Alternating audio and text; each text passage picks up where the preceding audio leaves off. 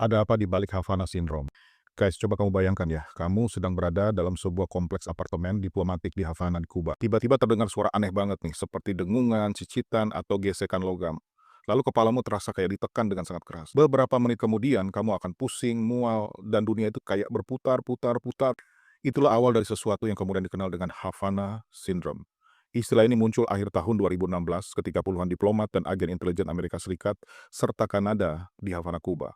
Mereka itu melaporkan ada gejala yang hampir sama. Nah, sejak itu ratusan kasus serupa itu muncul di berbagai negara, kayak di Cina, Australia, Rusia, bahkan di dalam wilayah Amerika Serikat sendiri.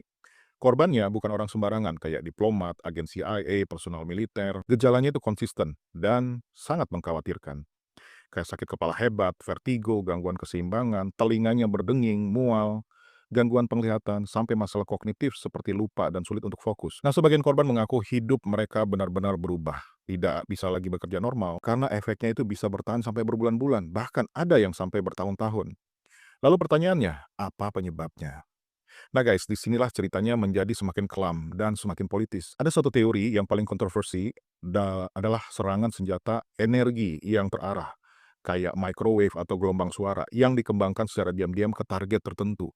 Nah, pada tahun 2024 ada gabungan investigasi media barat seperti 60 Minutes dan Der Spiegel. Mereka mengaitkan beberapa insiden itu dengan unit intelijen Rusia. Bahkan ada laporan bahwa Amerika itu menguji perangkat yang diduga disita dari operasi semacam ini. Dan kalau ini memang benar, berarti Havana Syndrome itu bukan penyakit, tapi bentuk baru dari perang rahasia. Namun pemerintah Amerika sendiri tidak sepenuhnya setuju. Nah, laporan intelijen pada tahun 2023 sampai 2024 menyimpulkan bahwa untuk sebagian besar kasus sangat kecil kemungkinan ada musuh asing di baliknya.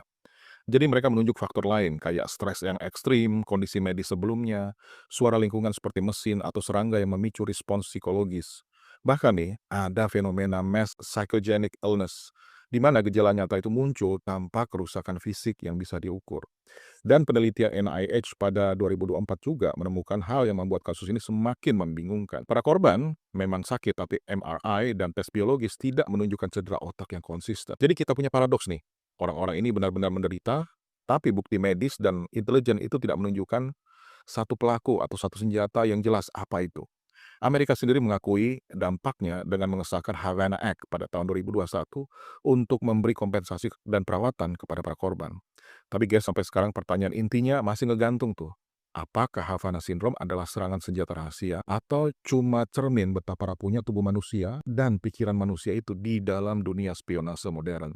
Dan mungkin yang paling mengganggu itu jika ini memang senjata, siapapun pelakunya sudah membuktikan bahwa mereka itu bisa menyerang musuhnya tanpa peluru, tanpa ledakan, dan tanpa